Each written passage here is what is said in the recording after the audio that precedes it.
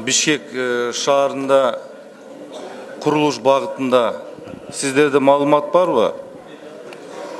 Жеке биздин курушчулар үйлөрдү куруп атат. Ооба. Канча суммага инвестиция салып, канча суммага үйлөр курулуп калышы мүмкүн? Сизде маалымат бар ушундай? Бактыр жал боюнча менде азыр маалымат жок экен, сизге тактап туруп берейин. Булмаса инвестиция боюнча менде азыр мен жок экен, так маалымат. Тактап берейин сизге жазуу жүзүндө. Миллиард долларга жетеби? Азыр курулуп аткан негизги эле шаардагы курулуштун баары жеке турак үй болуп атпайбы?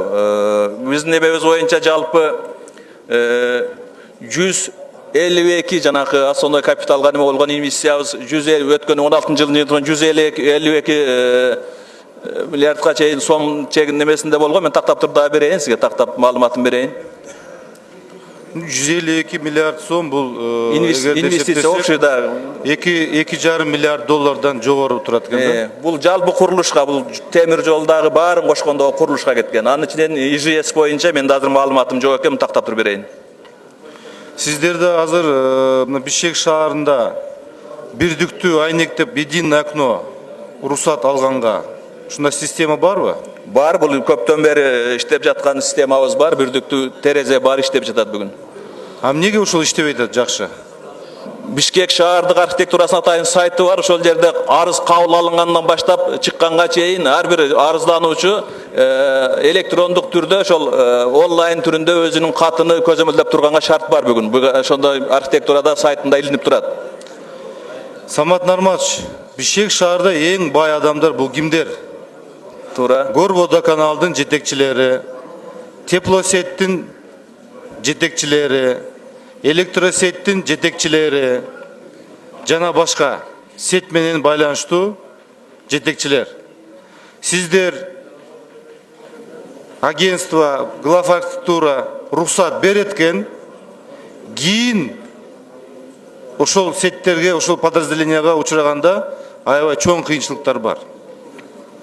Чоң кыйынчылыктар бар. Мисалы, сиздерден разрешение алат, бүт документтар алгандан кийин жер сатып алат, жер да арзан эмес, кымбат. Баштагандан кийин бирөө келет дагы, бир эле адам, сен мыйзамсыз куруп атасың деп коюп, ошо мени токтоп калат. Ошол адамдарга кайсы бир жеке жөнөкөй сеттин структуранын жетекчи мыйзамсыз деп айта алабы?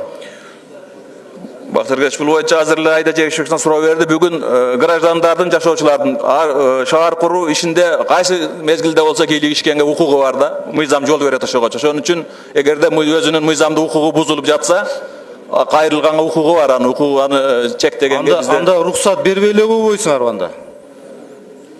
Уруксат бергенде сиз билесиздер, биз жанагы архитектуралык пландоо шарттарын бергенден кийин ар бир тийиштүү жанагы сиз айткан службаларга, энергосеттерге, тиги тепло немелерине, водоканалдарга биз жөнөтөбүз негизинен. Алар ошолордон сунуштарын алып келгенден кийин анан уруксат алынат да курулушкачы. Мен оюм боюнча баягы бирдиктүү айнек дегенди теплосет, электросет, городоводок ошо бирдиктүү единое окно киргизгиле. Ошонун саясатын жүргүзгүлө. Анткени кыйнап салды. Кече биз курулуш багытындагы ишкерлер биздин балдар менен сүйлөштүк. Şu teplosеттеги адам, азыр мына Мирлан Сакбеш айтып кетти фамилиясын, Курбанов да айтып кетти. Кыйнап койдук Бишкек шаарда иштеп аткан балдарды. Кыйнап салды. Кече ыйлагадай болушталар ушул балдар. Единое окно айтканым, ошол единое окно сиздерге бир документ тапшырсын, ошол жактан теплосет дагы, электросет дагы, горводоканал дагы, канализациясы дагы ушул жерден бүтсүн.